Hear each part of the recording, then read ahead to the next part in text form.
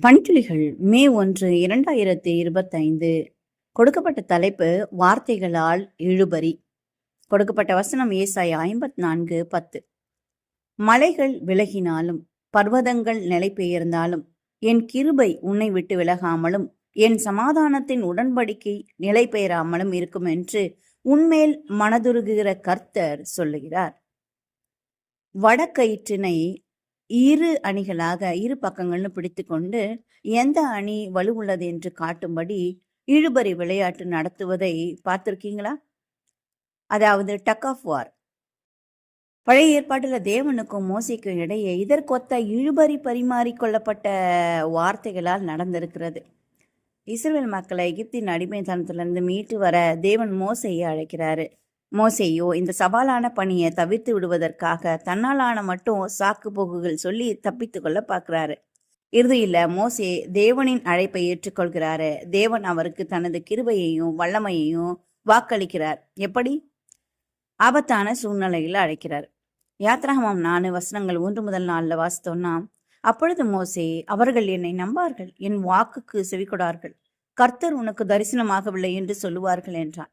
கர்த்தர் அவனை நோக்கி, உன் கையில் இருக்கிறது என்ன என்றார். ஒரு கோல் என்றார். அதை தரையிலே போடு என்றார்.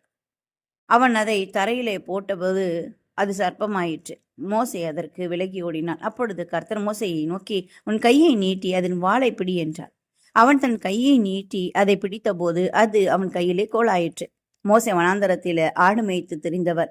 அங்குள்ள பாம்புகள் கொடிய விஷயம் உள்ளவைகள் என்பதை அறிந்தவர். இந்நிகழ்ச்சியின் வழியாக எகிப்தில் எல்லாவிதமான ஆபத்தும் கடினமான சூழ்நிலைகளும் தான் மோசையை பலப்படுத்த முடியும் என்று தேவன் உணர்த்துகிறார். எகிப்தியர்கள் நைல் நதியை ஹள்ளி என்ற தெய்வமாக வணங்கி வந்தனர். அவர்களுடைய தெய்வங்கள் மீது தமது வல்லமை மேலோங்கி செயல்படுவதால் தனது மேன்மையை தேவன் வெளிப்படுத்தப் போகிறார். வாக்கியம் 5-8 வாசித்து பார்த்தால், எகிப்திலிருந்து தனது மக்களை மீட்டு வெளியே கொண்டு வர வேண்டிய பெரும் பொறுப்பை தேவன் மோசேக்கு கொடுக்கும்போது அவனுக்கு 80 வயது. இஸ்ரவேல் மக்கள் அவனை ஏற்றுக்கொள்ளும்படி அவனுடைய உடலின் மாறுதல்கள் உருவாகும்படி செய்து காட்டினார். வாக்கியம் 10-12 மோசேயின் குறைவை நீக்கிவிட தேவன் வாக்களித்தார். வாக்கியம் 13-17 தேவன் தன்னை சந்தித்ததின் காரணத்தை மோசே சரியாக புரிந்து கொள்ளவில்லை என்பது தெரிகிறது.